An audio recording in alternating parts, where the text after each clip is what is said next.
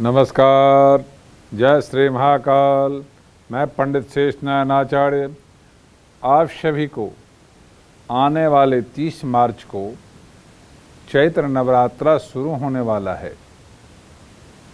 सिद्धार्थी नाम का संवत्सर 2082 का शुरुआत भी उसी दिन से नए वर्ष का शुरुआत हो रही है और इसी दिन से कलश स्थापना होती है, देवी के आवाहन होता है, विधि विधान के साथ होता है।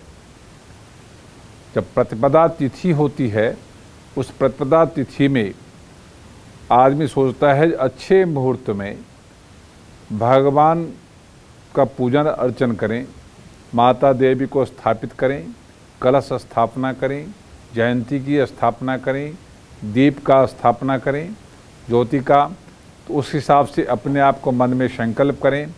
तो उसके लिए मुहूर्त की ज़रूरत होती है।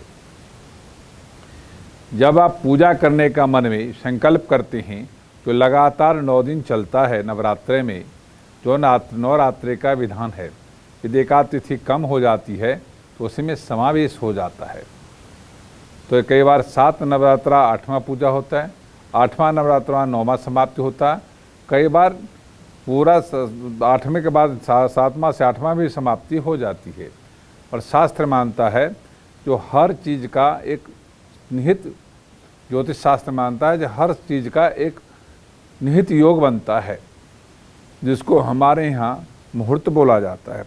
जो सबसे उत्तम मुहूर्त है, सुबह 5:20 से लेकर के 7:20 तक शुभ मुहूर्त माना गया है, जिसमें आप कलश की स्थापना, दीप की ज्योति की स्थापना, जयंती की स्थापना और सभी वस्तुओं का स्थापना मुहूर्त के साथ स्थापना करते हैं, तो आपके घर में सुख समृद्धि की प्राप्ति होती है।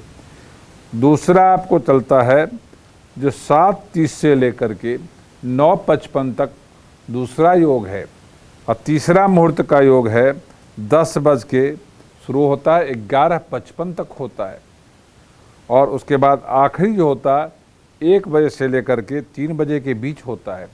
और संध्या काल में आपको 4 से 7 भी कर सकते हैं, जो गोधूली लग्न में भी स्थापना होती है। और शास्त्र मानता है जो आगे जाके द्वितीया तिथि हो जाएगी, इसलिए प्रतिपदा तिथि में ही स्थापना होना चाहिए। शास्त्र सम्मत अनुसार में जब आप देवी की उपासना करते हैं तो उसमें सबसे पहले दीप ज्योति की स्थापना होती है, जिसमें बटुक भैरव की साधना करते हुए और स्थापना करते हुए सभी विघ्न को नाश करते हुए और किसी प्रकार का दोष उत्पन्न नहीं हो, हमारे जो पूजन आराधना होगा या जो मैं संकल्प करके पूरे 9 दिन जो मैं पूजा करने वाला हूँ, उसमें पूजा आराधना में कोई रुकावट नहीं आए, तो वटुक भैरव को आवाहन करके दीप ज्योति की स्थापना करते हैं। उसके बाद विधि विधान के साथ जौ इत्यादि रख कर के कलश के साथ पहले जौ इत्यादि का वितरण करना चाहिए, साथ उसमें कलश की स्थापना करते हुए, जिसमें मिट्टी का कलश, जिसमें तांबे का कलश, पीतल का कलश, कांसे का कलश, चांदी कलश या सोने का कलश, ये प्रकार जो आपका अपने शक्ति है उस तरह से सभी वस्तुओं को आप कलश में उपयोग कर सकते हैं। कलश में आपको जल और गंगा जल का प्रयोग करना चाहिए, और उसमें सुपारी और पैसे की भी उसके अंदर में डालना चाहिए। 5 पल्लव हो, नहीं तो आम का पल्लव जरूर होना चाहिए। इस तरह से विधान करके ऊपर में श्रीफल नारियल भी रखना चाहिए। ये विधि विधान के साथ आपको करना चाहिए। उसके बाद देवी की आवाहन करना चाहिए, नवग्रह की आवाहन करना चाहिए, गणपति की आराधना करते हुए, सभी देवी देवता को प्रसन्न करते हुए आप देवी सूक्त के पाठ करना चाहिए। तो ये नवरात्रा की कलश स्थापना का विशेष महत्व वाले दिन में आप यदि उस समय में यदि करते हैं, सुबह के समय करते हैं, तो आपको अच्छा से अच्छा फल दिखाई देता है। फिर थोड़ा समय और लेट करते हैं तो थोड़ा उसका उत्तम फल नहीं दिखाई देता, और मध्याह्न में करते हैं तो उसका सर्वोत्तम फल नहीं प्राप्त होता है, पर नहीं से अच्छा माना जाता है। अब आपको ये सोचना है, ज्योतिष शास्त्र कहता है यह मुहूर्त का विशेष अनुष्ठान में महत्व रखता है। तो ये देवी के अनुष्ठान है, जिसमें आप मन में संकल्प करते हैं जो देवी देवताओं को प्रसन्न करें और महालक्ष्मी की प्राप्ति करें, इसलिए हम मन में संकल्प करते हैं। अब आपको आइए, शुरुआत के 3 दिन में महाकाली की पूजा होती है, फिर उसके बाद 3 से 6 और अगले 3 दिन में महालक्ष्मी की पूजा होती है और आखिरी 3 दिन में महासरस्वती की पूजा होती है। तो 9 दिन में ही इसकी पूजा का विधान होता है। शुरुआत के 3 दिन जब आप पूजा करते हैं तो रोग की समाप्ति, कष्ट की समाप्ति, भय की समाप्ति, किसी प्रकार का जो आपके परिवार में, घर में, व्यापार में, समाज में, संतान में, बुद्धि में कहीं भी किसी प्रकार का रुकावट आता है तो उसको काल बोला जाता है। तो जब महाकाली की पूजा करते हैं, ये सभी जो अनावश्यक जो दोष आने वाला है वो नहीं आता है। आपके घर में सुख समृद्धि की कामना करते हुए सभी रोग की समाप्ति करने में महाकाली सक्षम होते हैं। जब महाकाली 3 दिन पूजा करने के बाद आप लक्ष्मी की तरफ जाती ही, और लक्ष्मी की पूजन करने के लिए जब महाकाली की पूजन करते हैं तो लाल फूल का ही मात्र प्रयोग करना चाहिए। जब फिर महालक्ष्मी की पूजन करते हैं तो महालक्ष्मी की पूजन 3 दिन करते हैं तो उस दिन विधि विधान के साथ बुद्धि लक्ष्मी, व्यापार लक्ष्मी, संतान लक्ष्मी, गृह लक्ष्मी, स्थिर लक्ष्मी, रिद्धि लक्ष्मी, सिद्धि लक्ष्मी, बुद्ध लक्ष्मी की प्राप्ति की कामना करते हैं। इस तरह से 8 प्रकार की लक्ष्मी की कामना करते हुए दरिद्रता को समाप्त करने के लिए हम लक्ष्मी की उपासना करते हैं और सभी वस्तुओं में बढ़ोतरी चाहते हैं तो दूसरे 3 दिन में महालक्ष्मी की पूजन की जाती है। जब आप आखिरी के 3 दिन में महासरस्वती की उपासना की जाती है, उसमें आप बुद्धि, ज्ञान, भक्ति, श्रद्धा, विश्वास सभी वस्तुओं को एकत्रित करने के लिए महासरस्वती की उपासना करते हैं। एक का श्याम वर्ण है, एक का रक्त वर्ण है, एक का श्वेत वर्ण है। जो कृष्ण वर्ण हो तो काले रंग का माना गया, लाल रंग का माना गया और सफ़ेद रंग का माना गया। तो आप इस तरह से यदि आप पूजा करते हैं तो विधि विधान के साथ कलश स्थापना करके जब देवी की उपासना करते हैं तो किसी भी यदि आप रोग दोष यदि आपके शरीर में नहीं आता है, महाकाली की पूजा करने के बाद अस्वस्थ रहते हैं तो आपकी बुद्धि तीक्ष्ण होती है, आपके पास आत्मबल होता है, बौद्धिक बल होता है, फाइनेंस का बल होता है, तो आपका बुद्धि तीक्ष्ण काम करता है और आप श्रद्धा, भक्ति, विश्वास को और ज़्यादा बढ़ोतरी कर सकती हैं और बांट सकती हैं और दान की प्रकृतियाँ भी देखने को मिलता है। अब आप आइए, जब आप काली की उपासना करते हैं तो लाल पुष्प से उपासना करना चाहिए। जब महालक्ष्मी की उपासना करते हैं तो लाल फूल और पीले फूल से उपासना करना चाहिए और जब महासरस्वती की उपासना करते हैं तो सफ़ेद फूल और पीले फूल का प्रयोग करना चाहिए। इस तरह से तीनों प्रकार की लक्ष्मी को आप एकत्रित करते हैं तो आपकी सुदृढ़ता बढ़ जाती है।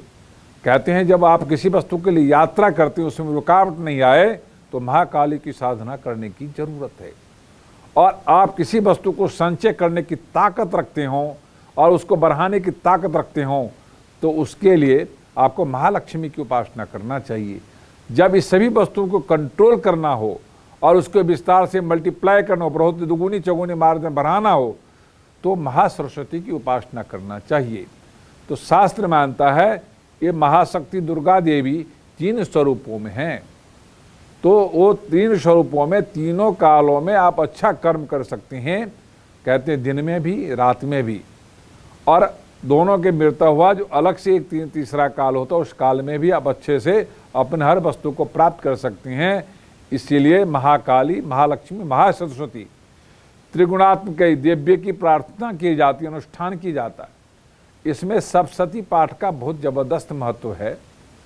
यदि कील है, कवच है, अर्गला है, जो कील को पाठ करते हैं वो महाकाली के लिए समर्पित करना चाहिए और कवच के पाठ और जो है महालक्ष्मी को समर्पित करना चाहिए। अर्गला पाठ महासरस्वती को अर्पण करना चाहिए। आप यदि पूरा दुर्गा सप्तशती का पाठ करते हैं तो पहला अध्याय महाकाली के अर्पित की जाती है और दूसरे अध्याय से चौथे अध्याय तक आपको महालक्ष्मी के अर्पण किया जाता है और 5वें अध्याय से 13वें अध्याय तक महासरस्वती की अर्पण किया जाता है। तब उनसे आप वरदान लेते हैं, एक आरोग्यता का वरदान लेते हैं, एक सुख का वरदान लेते हैं, एक ज्ञान भक्ति श्रद्धा शक्ति का आशीर्वाद लेते हैं, तो आपको आशीर्वाद मिलता है। इसमें घी का दीपक जलाने के, काली का यदि आप पूजन उपासना करते हैं तो घी और तेल की दीपक जला के करिए। और यदि आप महालक्ष्मी के करते हैं तो यहाँ पे तिल तेल और सरसों तेल की लेके उपासना करिए। यदि सरस्वती करते हैं घी का और घी का डबल घी का दीपक जला के करना चाहिए। आप महाकाली के 3 दिन यदि उपासना करते हुए आप सभी रोग दोष को भगाना चाहते हैं तो आपको लाल चंदन से मंत्र का जाप करना चाहिए, ओम ऐं ह्रीं क्लीं चामुंडाय विच्चे। आप यदि महालक्ष्मी की उपासना करते हैं तो यहाँ पे आपको कमल कट्टे से जप करना चाहिए, तो उससे अच्छा महालक्ष्मी की प्राप्ति हो सकती है। आप यदि फिर महासरस्वती की उपासना करते हैं तो स्फटिक की माला पे जप करना चाहिए, तो उससे भी आपको अच्छा पुण्य की प्राप्ति होती है। जब आप किसी प्रकार का पूजन अर्चन करते हैं तो आपको शुद्ध होना बड़ा जरूरी है। तो कहते हैं यहाँ पे आप अपने आप को यदि चैत्र के नवरात्रि में पूजन करते हैं तो पीले आसन का प्रयोग करना चाहिए, लाल पीले वस्त्र का धारण करना चाहिए। साथ ही आपको पूरब दिशा में बैठ कर के उपासना करना चाहिए। जब कलश को आपको सीधे सामने रखना चाहिए, उसके सामने वेदी पे देवी देवता को आह्वान करना चाहिए। अपने दाएं साइड में आपको जयंती के उपासना जयंती जमाना चाहिए। साथ ही वहीं पे अखंड ज्योति है, ज्योति को जलाना चाहिए। आप सुबह शाम दोनों टाइम आरती जरूर करना चाहिए और आरती करते हुए उनको प्रसाद का भोग भी लगाना चाहिए। आप प्रसाद का वितरण भी करना चाहिए। आप जो है ना फलाहार के साथ व्रत करके यदि पूजन पाठ करते हैं तो सर्वोत्तम फल मिलता है। किसी कारण से आप यदि नहीं कर सकते हैं तब भी आपको भोजन इत्यादि आप शुद्ध भोजन करते हैं जिसमें प्याज लहसुन का इत्यादि का प्रयोग नहीं करते हैं तो भी वो शुद्ध माना जाता है। उसमें भी यदि उपासना करते हैं तो अच्छा फल आपको मिलता है।